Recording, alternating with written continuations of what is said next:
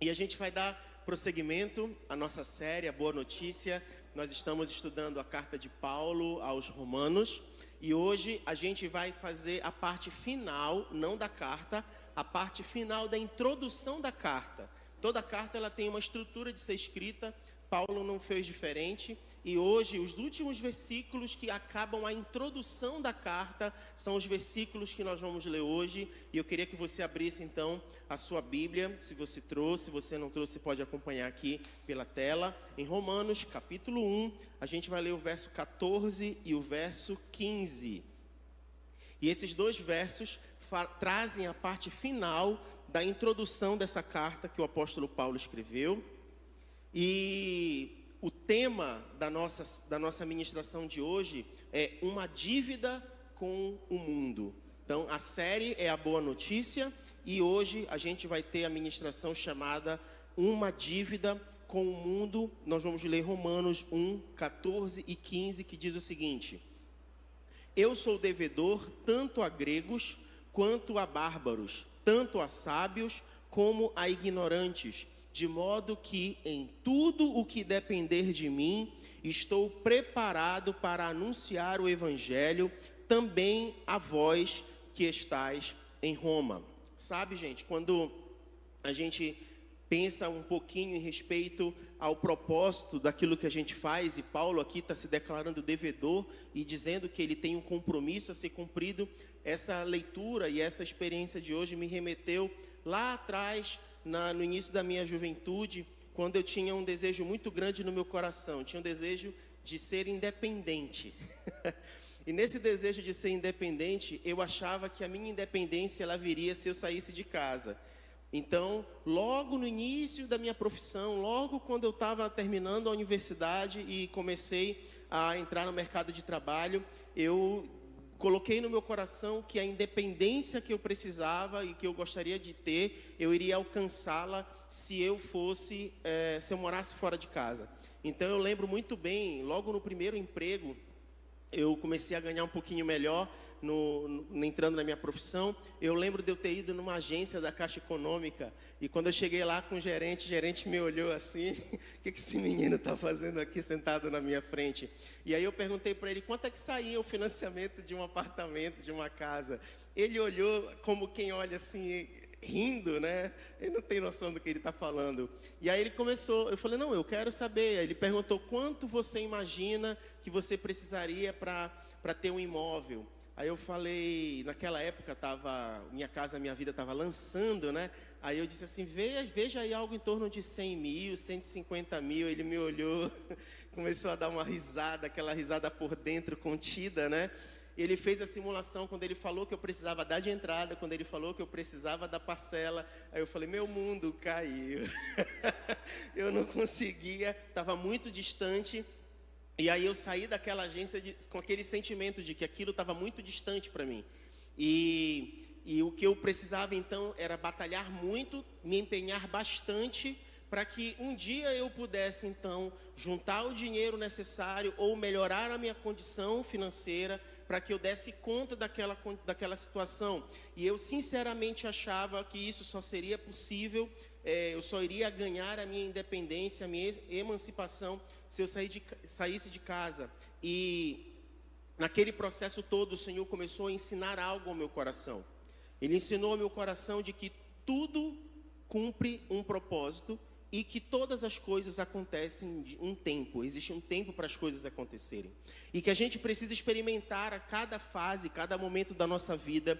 E quando a gente atropela esses momentos da nossa vida e quando a gente faz as coisas de forma precipitada, a gente pode estar colocando os pés pelas mãos e pode estar colhendo frutos e resultados que a gente não espera. Aqui, sobre a vida de Paulo, ele tinha colocado algo dentro do coração dele como uma determinação. Ele tinha 3 disposições dentro do coração dele que eram inabaláveis. A primeira a gente encontra no verso 14, quando ele diz que ele era devedor. A segunda a gente encontra no verso 15, quando ele diz, eu estou pronto. E a terceira já está lá no verso 16, a gente não vai falar hoje, mas ele vai fazer uma declaração muito poderosa quando ele diz que ele não se envergonha do evangelho de Cristo Jesus. Mas quando ele fala de ser devedor e quando ele fala de estar pronto, isso carrega dentro dele uma convicção muito forte, porque também está baseada em 3 verdades. A primeira verdade é que ele entendia que havia uma obrigação em relação ao evangelho. Por isso ele se sentia devedor. Não apenas isso, havia também uma outra verdade estabelecida no seu coração, que era a dedicação ao evangelho. E ao ser dedicado ao evangelho, ele declarou, eu estou pronto. E a terceira era a inspiração do evangelho. O evangelho inspirava tanto o apóstolo Paulo, que ele chegou a declarar, então eu não tenho vergonha do evangelho. Pelo fato de ele se inspirar no evangelho, ele não tinha vergonha de declarar que ele era cristão e que ele fazia parte daqueles que defendiam a fé em Cristo Jesus. Perceba que essas 3 verdades firmadas no coração de Paulo fazia com que ele declarasse com todo o seu ser que ele era devedor, que ele estava pronto e que ele não se envergonhava do evangelho. A respeito disso, nós vamos tratar apenas desses 2 primeiros pontos na ministração de hoje, apenas sobre o ser devedor e o estar pronto. A gente vai deixar esse de não se envergonhar do evangelho para o próximo domingo. Já deixo aqui você separado e preparado. No próximo domingo a gente vai entrar no teor da carta, quando Paulo fala a respeito da fé e de não se envergonhar do evangelho.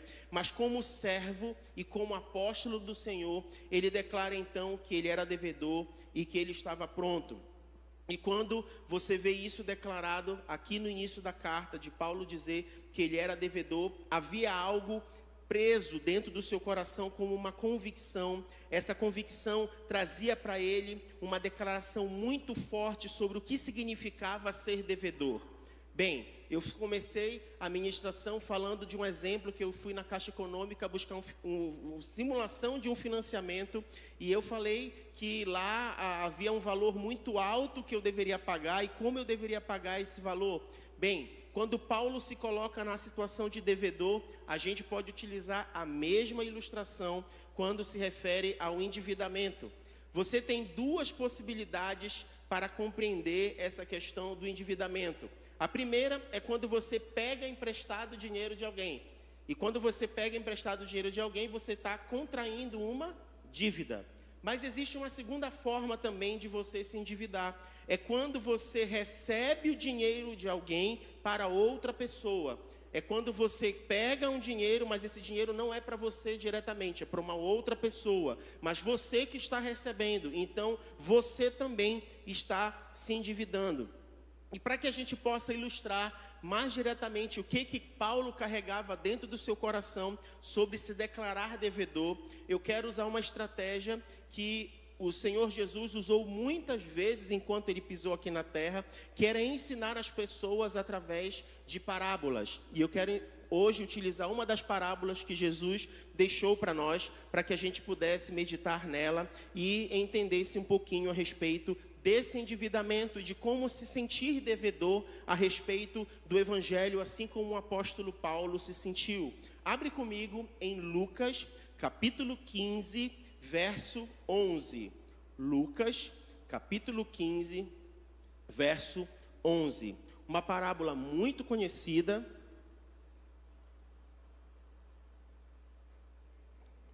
Tenho certeza que você já ouviu. Tenho certeza que você conhece a história. E eu vou precisar ler toda a parábola para poder explicar. Vamos lá. Lucas 15, 11. Diz assim: E Jesus continuou: Um homem tinha 2 filhos. O mais novo reivindicou do seu pai: Pai, dá-me a parte da herança que eu tenho direito. E consentindo, o pai repartiu sua propriedade entre eles. Não se passou muito tempo e o filho mais novo reuniu tudo o que tinha, partindo para terras distantes. E lá esbanjou todos os seus bens, vivendo de forma irresponsável. Coincidentemente, após haver gasto tudo o que possuía, abateu-se sobre aquela região uma grande fome e ele começou a passar muita necessidade. Por esse motivo, foi empregar-se com um dos cidadãos daquela região e o mandou para o campo a fim de cuidar dos porcos.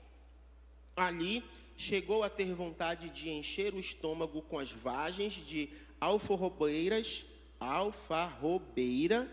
com as quais os porcos eram alimentados. No entanto, ninguém lhe dava absolutamente nada.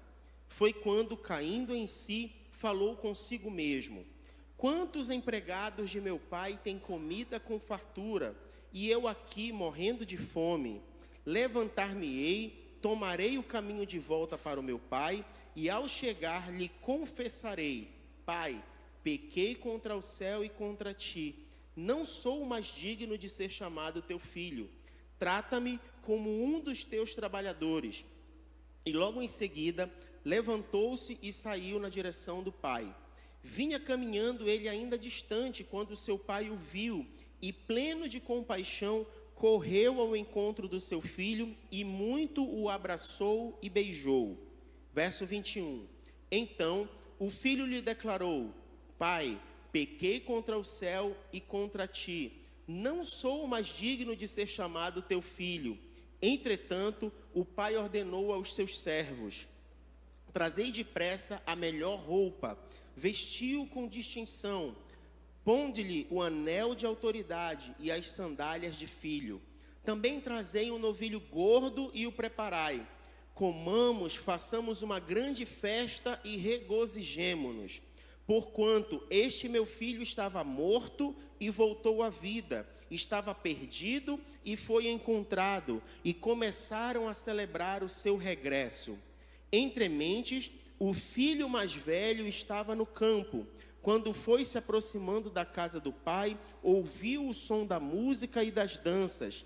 Então chamou um dos servos e indagou-lhe sobre o que estava acontecendo. Este informou: teu irmão regressou, e teu pai mandou matar o novilho gordo, porque o recebeu de volta são e salvo. Mas o filho mais velho encheu-se de ira e negou-se a entrar. Então o pai saiu e insistiu com ele. Porém ele replicou ao pai: há tantos anos tenho trabalhado como escravo para ti, sem nunca ter desobedecido uma só ordem tua. Ter desobedecido a uma só ordem tua. Contudo, tu nunca me oferecestes nem ao menos um cabrito para que pudesse festejar com os meus amigos. No entanto, chegando em casa, esse teu filho que pôs fora os teus bens com prostitutas, tu ordenastes matar o novilho gordo para ele.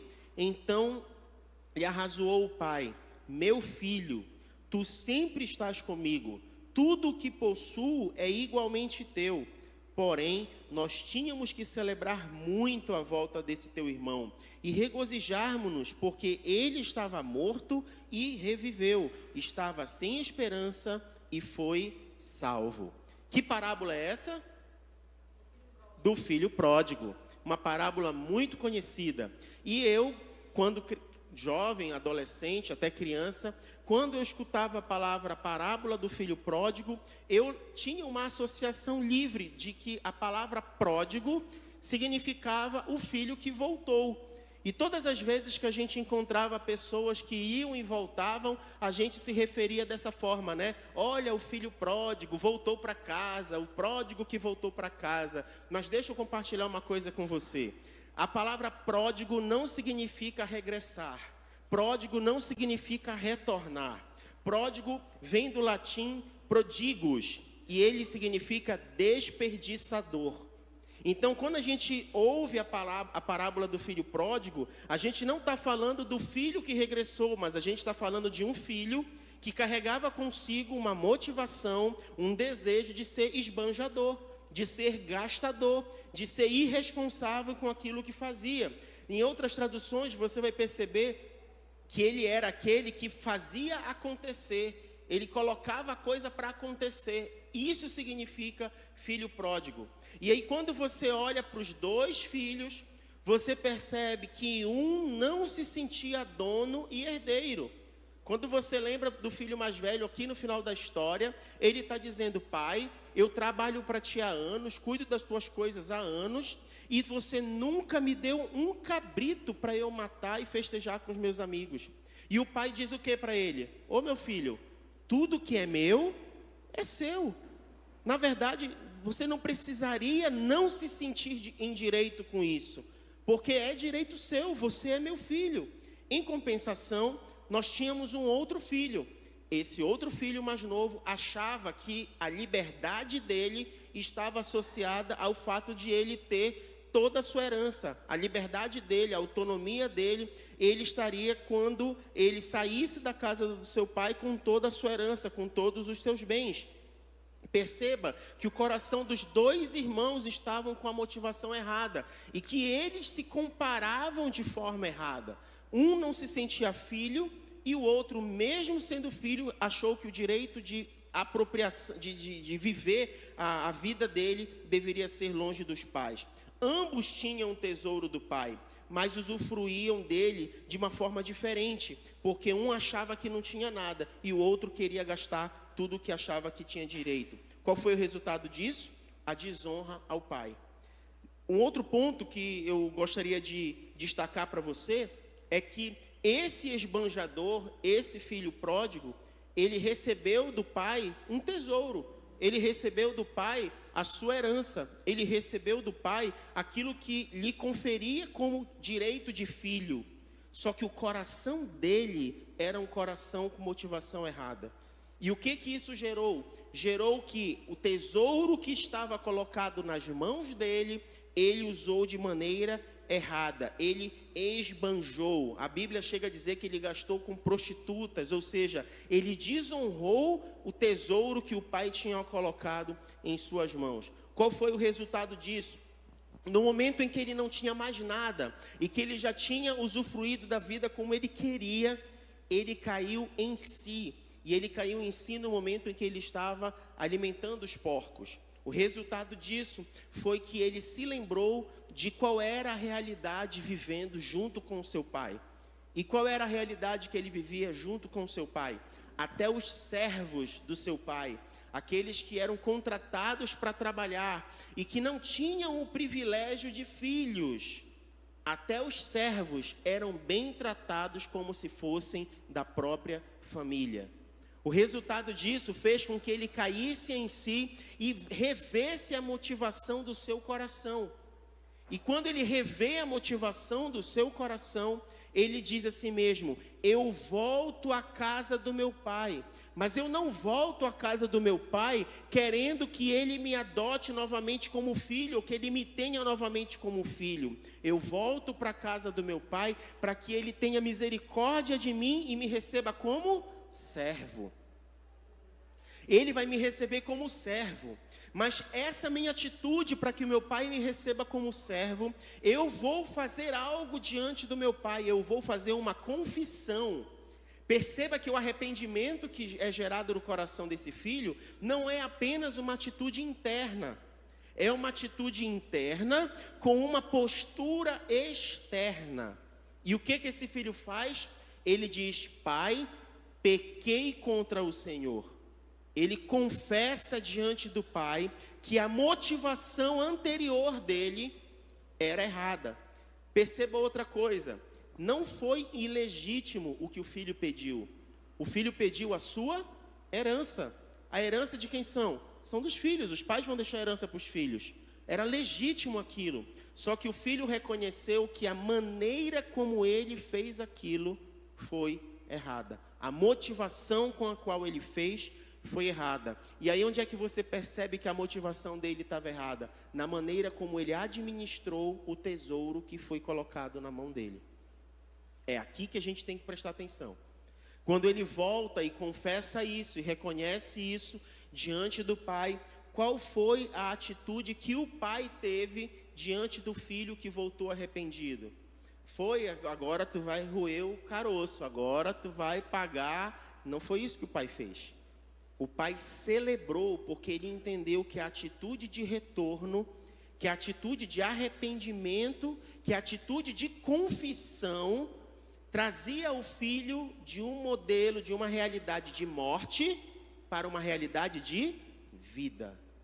Ele entende que quando o filho faz esse caminho de volta, ele está saindo de uma condição de morte para uma condição de vida. Diante desse arrependimento, o pai pede melhores vestes, pede o anel de filho, pede as sandálias de filho e faz uma festa. Eu sei que você aprendeu a usar essa parábola para falar sobre pessoas que aceitam Jesus ou pessoas que se reconciliam com Jesus. Mas não é isso que a parábola está dizendo. A parábola não está se referindo a isso. A parábola está se referindo a como você se porta como filho. E o foco da parábola necessariamente nem é a parábola ela pode ser utilizada para vários princípios de ensino. Mas o foco aqui é que tinha um filho dentro da casa do pai, com todos os direitos de filho, que não se sentia filho. E um filho usando o seu direito de filho de maneira errada. Era isso que Jesus estava ensinando. E hoje, quando eu trago para você que Paulo se sente devedor a respeito da obrigação dele com a igreja de Roma, e eu trago essa parábola para ensinar aqui, a gente está se remetendo a esse filho esbanjador. A esse filho esbanjador que reconhece no seu coração que ele é indigno daquilo que ele fez, porque ele tinha recebido um tesouro e ele foi irresponsável no uso desse tesouro. O apóstolo Paulo, nascido de família de judeu, nascido na cidade de Tarso, numa província romana, tinha dupla cidadania e zeloso pelos princípios no qual ele cresceu, ele perseguiu a igreja de uma forma feroz, de uma forma muito forte. E quando ele tem um encontro com Jesus no caminho de Damasco, e os olhos dele são cegados por aquela forte luz, e ele cai do cavalo, ele fica recolhido por alguns dias, e ele tem uma das experiências mais profundas da vida dele. Primeiro ele encontrou Jesus quando ele achava que estava defendendo Jesus. Depois ele fica vários dias sem comer e sem beber e sem enxergar, numa casa como se ele tivesse isolado, precisando colocar a vida dele em ordem. E sabe o que Deus fez? Deus levantou Ananias, um outro homem que morava lá próximo, e disse assim: você vai na casa onde Saulo está, e você vai orar por ele, você vai impor as mãos sobre ele, porque ele vai voltar a ver. E o que Ananias fez? Você encontra essa história em Atos. Ananias disse assim: eu não vou lá, não é ele que está perseguindo os cristãos? É muito perigoso ir até ele. E aí Deus vira para Ananias dizendo assim mesmo: você vai, porque eu tenho uma obra poderosa e um instrumento poderoso nas mãos para usar a vida de Paulo. Ele vai falar tanto aos gentios quanto aos judeus. Eu vou usar a vida de Paulo. Isso foi tão tremendo que quando Ananias chega naquela casa, ele se declara ao Saulo de uma outra forma. Ele já não fala só pelo nome, nem fala com receio de com quem ele vai abordar. Ele já carregava no seu coração a convicção de que Deus faria uma obra na vida daquele homem. Então ele chega naquela casa e diz: irmão Saulo, volte a ver. As escamas dos olhos dele caem. E ele fica alguns dias ainda naquela casa, aprendendo a respeito daquilo que estava sendo revelado ao seu coração.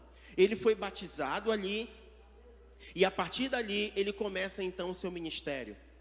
Quando Paulo deixa de ser Saulo e passa a ser Paulo, e ele passa por essa experiência, o seu coração entende que ele não tem mais tempo a perder. E que ele havia recebido uma nova oportunidade na sua vida. E essa nova oportunidade carregava uma urgência no seu coração. Porque até então ele estava levando a vida dele tranquilo. Eu estou sendo zeloso por aquilo que eu acredito. Ele carregava uma convicção no seu coração. E todos os dias ele buscava apoio político, ele buscava cartas, ele buscava infraestrutura para perseguir os cristãos, porque ele entendia que aquilo era uma afronta à fé que ele defendia. Mas o momento em que ele teve o encontro com Jesus, Jesus se revelou a ele, e tudo aquilo que ele achava que via, não via. A vida dele foi transformada. Na transformação da vida dele, quando isso mudou a história dele, ele passou a carregar uma outra convicção no seu coração. Eu não tenho tempo a perder. Eu preciso anunciar as boas novas de Cristo Jesus. Essa convicção no coração dele fez com que ele não tivesse tempo mais a perder.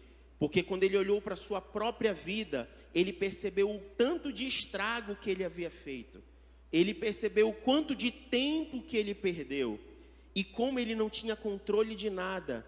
Quando Jesus quis dar um breque na vida dele, Deus deu um breque na vida dele. Quando ele precisou parar e ser chamado a atenção, isso aconteceu. Quando ele precisou, te sossega, o teu ímpeto está te levando de uma forma que não está conseguindo ver onde ele está chegando. Deus vai dar um breque, transforma a vida de Saulo, transforma ele em Paulo, muda a história dele. E aí agora a gente tem ele na carta de Paulo, na carta aos Romanos, dizendo assim: eu então tenho uma convicção, eu sou devedor, eu não mereço, eu preciso agora ter uma outra postura. E assim como aquele filho gastador, esbanjador, assim como aquele filho que botava para acontecer, Paulo percebeu que o tesouro que ele havia recebido, ele não poderia reter consigo. Ele precisaria fazer com que esse tesouro fosse usado de maneira devida e fizesse com que essa palavra chegasse ao coração de outras pessoas. Deus nos confiou a sua palavra, Ele nos entregou esse tesouro. Nós precisamos ir e anunciar. Sonegar o evangelho é como um crime de apropriação indébita. E é por isso que Paulo, quando ele percebe e reconhece isso, ele se arrepende diante de Deus e se coloca então como eterno devedor. Por isso que a vida dele toda foi dedicada à entrega do evangelho. E aqui é um princípio que eu e você precisamos aprender. Porque quando nós nos consideramos filhos de Deus, muitas vezes nós queremos nos apropriar dos tesouros que são garantidos aos filhos e se portar como se nada mais importasse para nós. E a gente acaba levando a vida de qualquer jeito. E a gente aprende aqui com a parábola do filho pródigo que a gente precisa tomar cuidado com o nosso coração. Que a gente precisa estar atento sobre as motivações do nosso coração. Porque é dado a nós um tesouro. O sacrifício de Jesus na cruz custou muito caro. Custou a própria vida, foi a entrega de Deus, a melhor entrega, o melhor presente, foi Jesus. E essa entrega foi para revelar amor a mim e a você. E a pergunta é, como nós estamos lidando com esse amor? Como nós estamos lidando com este presente? Que postura nós temos tido em relação a isso? Como nós temos cuidado desse tesouro que nos foi confiado? Aquele filho esbanjador achava que só o fato dele ser filho era suficiente para viver como queria. O outro, mesmo sendo filho, não se sentia filho. Não sei quem é você nessa história. Eu não sei se você é o filho mais velho ou se você é o filho mais novo. Mas nós aprendemos com o apóstolo Paulo que esse tesouro não pode ser retido. Eu aprendo e eu ministro aqui nessa manhã para que a gente possa entender que o evangelho, ele não é para ser retido, mas ele é para ser proclamado. Ninguém pode reivindicar o monopólio do evangelho. A boa nova de Deus é para ser repartida. É nossa obrigação fazê-la conhecida de outros, em qualquer lugar do mundo. Deixar de pregar é uma dívida considerada algo vergonhoso. Nós não podemos permitir que isto aconteça. Em 1 Coríntios, capítulo 9, verso 16, apóstolo Paulo faz outra declaração a respeito dessa sua convicção.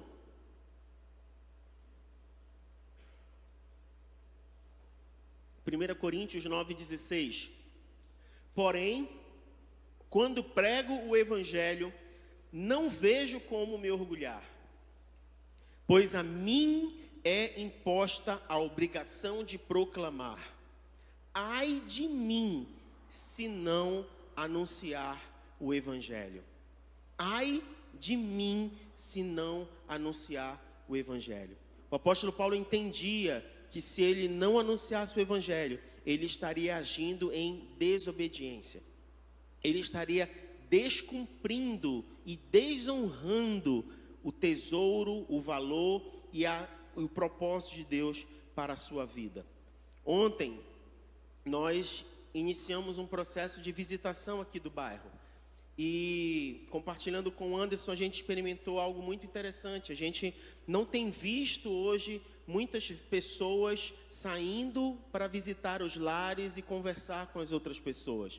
Às vezes a gente, na era da tecnologia, a gente fica muito pautado naquilo que as redes sociais podem fazer.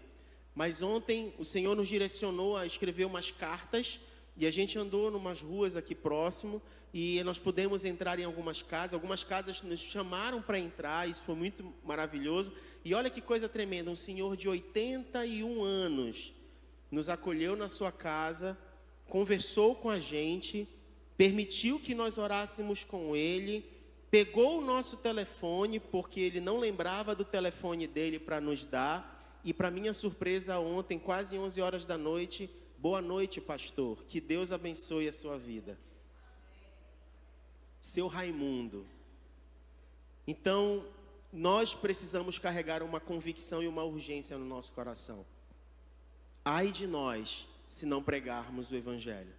Ai de nós, se nós retermos esse tesouro somente nas nossas vidas. Ai de nós, se nós não carregarmos uma urgência dentro do nosso coração de que algo precisa ser feito. Quando? Agora, já. Por quê? Porque nós não sabemos o dia de amanhã. Nem eu e nem você sabemos o dia de amanhã. E não temos como controlar a respeito disso. E outra coisa que o apóstolo Paulo fala, quando ele diz que há uma urgência, que ele é devedor, ele diz também que ele está pronto para pregar o evangelho. E apesar de ele estar pronto para pregar o evangelho, ele não conseguiu ir fisicamente a Roma. Ele tentou, a gente já tem falado isso, mas Paulo sempre esteve pronto para pregar. Paulo entendia que devido a ele ser devedor, ele não poderia perder as oportunidades para pregar o evangelho.